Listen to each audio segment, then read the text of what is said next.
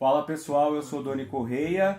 Esse aqui é o último vídeo dessa série do Cinema Brasilis que faz aí a recapitulação histórica de todo o cinema brasileiro. Por isso que eu já tinha falado, talvez a gente se estenda um pouco mais, porque existe uma série de movimentos concomitantes aí que acontecem principalmente a partir do ano 2000 e que nem sempre é muito fácil de segmentar. Mas a gente faz uma tentativa até para entender essa questão do cinema da retomada. Eu não esqueci da provocação que eu vou deixar no final de tudo para vocês. A gente sabe que no final dos anos 90, começo dos anos 2000, na virada do século 20 para o século 21, há uma democratização da tecnologia, vamos dizer assim, com as câmeras de vídeo digital, né, que é uma evolução do VHS. Essa evolução do VHS para o cinema digital propiciou alguns tipos de movimentos que tentavam alinhar, na verdade, essas duas linguagens. Até meados dos anos 90, vídeo era uma coisa,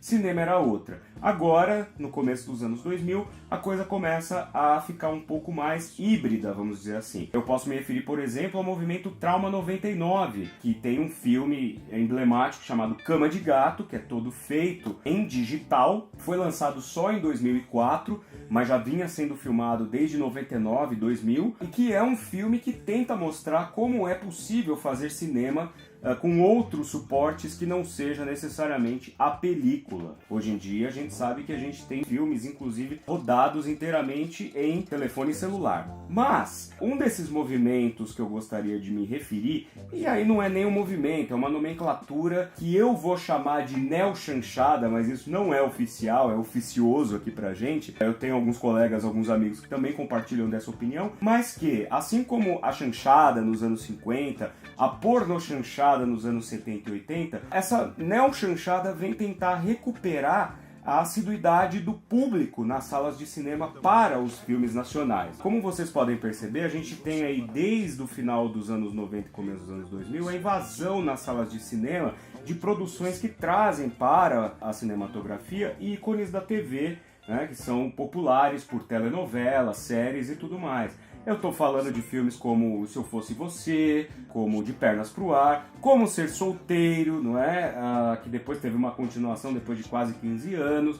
Então são filmes que procuram abordar situações com uma certa comicidade, situações mundanas, situações, comédia de costume, vamos dizer assim, né? Trazendo esses ícones da televisão para poder se explorar essa imagem no cinema. Eu não vou fazer nenhum juízo de valor a respeito desses filmes do ponto de vista estético, porque mesmo grandes críticos cinematográficos, como é o caso do Jean-Claude Bernardet, diz que não é problema algum confiar ou se fiar nesses filmes para poder trazer de volta o público brasileiro para o cinema, para ver filmes nacionais, não é? Então eu não quero fazer nenhum tipo de juízo de valor, é apenas um outro tipo de filme que se contrapõe aos filmes históricos, como é o caso de Carlota Joaquina, como é o caso de Lamarca, se contrapõe aos filmes sobre a favela, que procura trazer um pouco dessa questão social para dentro do cinema. É um cinema comercial. Se a gente for comparar com o que eu já falei anteriormente, nos anos 60 a gente também tinha as comédias de costume convivendo com o cinema novo, e isso não é necessariamente uma novidade, mas isso impulsionou de qualquer maneira a produção, né? Outro aspecto importante dessa retomada do cinema brasileiro, que é importante a gente falar, é a questão dos diretores de publicidade, de comerciais, que migram para a produção cinematográfica. Durante os anos 80 e durante os anos 90, antes do boom da retomada, muitos diretores se fizeram na publicidade. É o caso de Hugo Giorgetti, por exemplo, de Clovis Mello, tudo mais. Então, assim, Hugo Giorgetti é um grande diretor, talvez um dos mais importantes para fazer filmes sarcásticos, filmes de crítica urbana, mas ao mesmo tempo com muito critério psicossocial, vamos dizer assim. E ele já começa lá nos anos 80 com Jogo Duro, depois ele faz Festa em 1987. Na retomada ele lança Sábado, né, que é de 1995, e continua filmando até hoje. Ele tem um filme belíssimo chamado Solo, com o Abu Janra, né, o grande Abu Janra, falando para a câmera durante 1h20 sem parar, e nem por isso o filme se torna monótono, nem por isso é um filme menor, não é? Então, vindo da publicidade, já tinha grande experiência com publicidade. O Clovis Mello é outro deles. O João Daniel, que fez Besouro, né, dirigiu Besouro, que é um filme de capoeira, um filme de época, que aborda a capoeira, que tem efeitos especiais aí que lembram um pouco a ficção científica, enfim, mas que é também um filme importante dentro desse ciclo de retomada, porque vai retomar outras questões relativas à cultura nacional. Finalmente, dentro desse... Eu vou retomar ainda um pouco essa questão do acesso à tecnologia, mas eu não posso deixar de falar sobre alguns ciclos regionais que se retomaram ao longo dessa retomada, né? Eu cito aqui um exemplo de Djalma Limonge Batista, vocês se lembram que eu falei dele quando a gente estava falando do Anselmo Duarte, que ele fez um filme chamado Brasa Adormecida, nos anos 80, e o Djalma Limonge Batista ele tem uma produção um pouco assim esparsa, na verdade não é muito contínuo, mas é de 1997, eu me lembro de ter visto esse filme na estreia. Tem um filme muito bonito chamado Bocage, O Triunfo do Amor. Esse filme circulou pouquíssimo, é um filme experimental, é um filme bonito, tem uma trilha sonora maravilhosa. E se alguém quiser mandar pra mim um link de onde eu posso assistir esse filme de novo, eu agradeço, porque desde quando esse filme passou na TV, nunca mais eu vi. Né? E eu adoro esse filme, né? Com Victor Wagner, que era um grande galã na época e que hoje também já não está tanto em evidência, né? E a gente tem um exemplo muito próximo daí, nessa historiografia dos ciclos, que é o cinema, novamente, de Recife. Lembram-se que lá no começo eu falei para vocês que o ciclo do Recife foi um dos mais importantes? Pois é, a gente começou a ter isso de novo aqui, com o ciclo do Recife, que começa com Baile Perfumado no final dos anos 90, né? É um filme muito importante para a historiografia do cinema brasileiro dessa retomada. E agora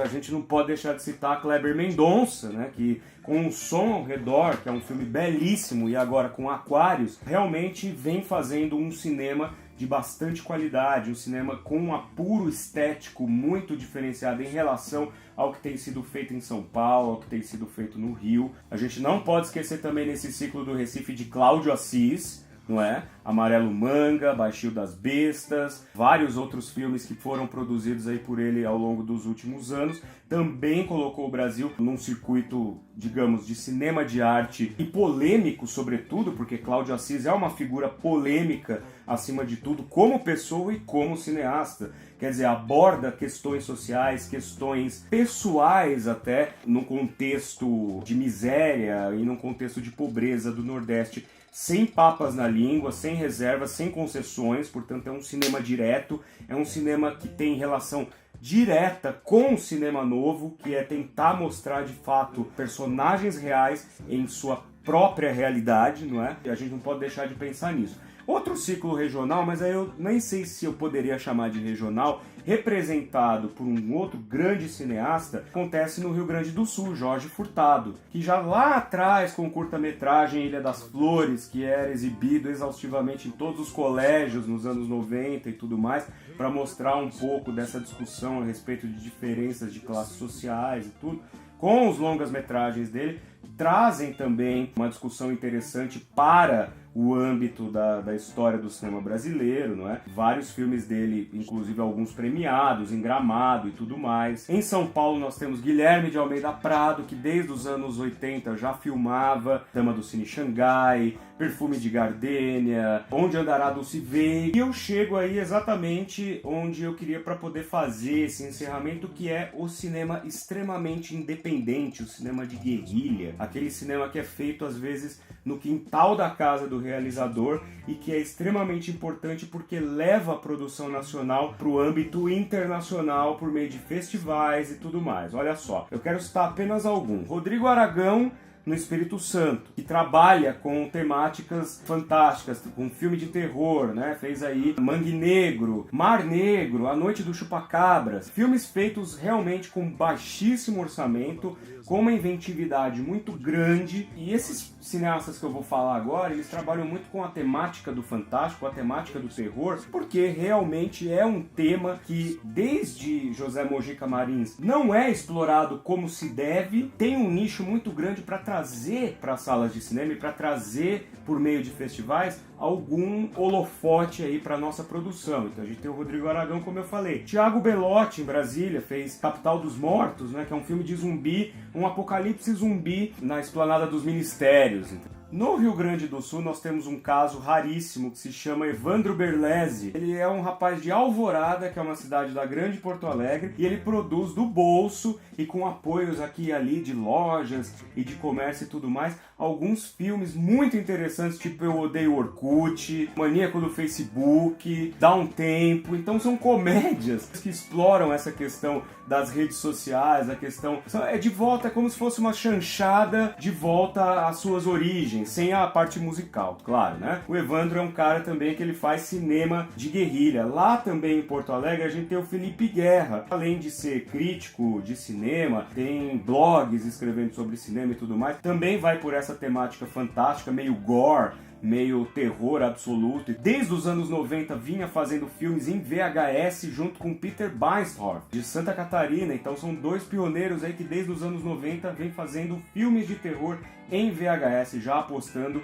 nesse casamento entre o cinema digital e o cinema analógico. Recentemente, Felipe Guerra produziu e dirigiu um dos episódios de 13 Histórias Fantásticas, que é um filme feito de 13 historinhas pequenas baseados em contos de terror. A gente não pode esquecer também de Denison Ramalho. Denison Ramalho apareceu na cena com um curta-metragem chamado Amor Só de Mãe, e aí apareceu para esse cenário do terror também, e ajudou nada mais nada menos do que José Mojica Marins a realizar a terceira parte daquela trilogia que ele havia começado com A Meia-Noite Levarei Sua Alma e Essa Noite Encarnarei no Seu Cadáver, que é a Encarnação do Demônio, lançado em 2008. Então o Denison Ramalho também vem desse cinema artesanal, digamos assim, passando por um cinema que eu espero que seja cada vez mais mainstream. Outro ponto importante ao longo dos anos 2000, principalmente na primeira década, é o Dogma Feijoada. Na verdade, é um movimento encabeçado pelo cineasta Jefferson D. E essa história é muito curiosa, porque o Jefferson D, sendo um cineasta negro, fazia doutorado na USP, chegou à conclusão de que o negro no cinema brasileiro nunca foi devidamente representado, nem quando tratava de temáticas diretamente relacionadas à cultura negra, né? Nem se a gente for pegar a Ganga Zumba, né, de Cacá Diegues, ou mesmo a questão dos negros durante o ciclo dos filmes de favela e tudo mais. Então ele estabeleceu uma espécie de mandamentos para que o negro fosse devidamente representado dentro do cinema. Mais ou menos como o Dogma do Lars von Trier, mas o Dogma Feijoada, que é um título irônico e muito original, diga-se de passagem. Ele defendeu essa tese na USP e hoje em dia ele continua aí produzindo. O filme mais conhecido dele talvez seja Brother, que trata exatamente dessa questão da periferia de São Paulo de uma maneira muito peculiar. Se vocês tiverem a oportunidade de comparar os filmes, né, por exemplo, Brother e algum outro filme produzido na periferia de São Paulo, vocês vão ver que Brother é muito mais incisivo, quer dizer, tem mais conhecimento de causa. Esse é o Dogma Feijoada. O panorama foi um pouco esse. Claro que não dá para dar conta de tudo em tão pouco tempo, mas eu espero que eu tenha conseguido esclarecer algumas coisas para vocês a respeito dessa historiografia do cinema brasileiro e lanço essa provocação, porque todo mundo fala desde Carlota Joaquina que é o cinema da retomada. Mas eu queria deixar aqui uma reflexão. Retomada exatamente do quê? Da pura e simples produção em massa? Porque, como eu tentei mostrar para vocês, o cinema brasileiro é feito de começos e términos, e a cada fim e recomeço a coisa muda, vai do zero, quer dizer, começa do zero novamente. Um movimento acaba, começa outro, parece que se esquece aquilo que foi feito antes e tenta-se começar tudo de novo, né, do zero. Então, eu tenho ouvido falar desde 1995 desse cinema de retomada e é legal a gente pensar um pouco sobre qual retomada é essa. Será que agora não seria um cinema da afirmação, vamos dizer assim, da continuidade? Aproveitar que nesses últimos 25 anos, desde a retomada, desde do Carlota Joaquina, desde esse período, será que não é a hora da gente pensar uma maneira de realmente estabelecer formas de políticas públicas, de investir em estúdios, investir em formação contínua, investir num mercado, investir numa tentativa de domínio do mercado que possa trazer para as outras cidades do Brasil, o Brasil tão vasto, quer dizer, levar para todas as capitais o cinema que é produzido aqui dentro, seja qual for o tema, não é? E aí estabelecer de fato uma indústria cinematográfica brasileira, porque eu acredito que nesse momento nós não tenhamos uma indústria, nós temos polos de produção que fazem muito bem o que fazem, procuram fazer muito bem o que fazem e procuram produzir. Então eu espero que com essa retrospectiva nós possamos pensar um pouco sobre como fazer do cinema brasileiro um cinema linearmente e estavelmente viável. E logo mais a gente aparece aqui com outras séries falando de outros assuntos para poder discutir, relembrar e causar um pouco de provocação. Valeu!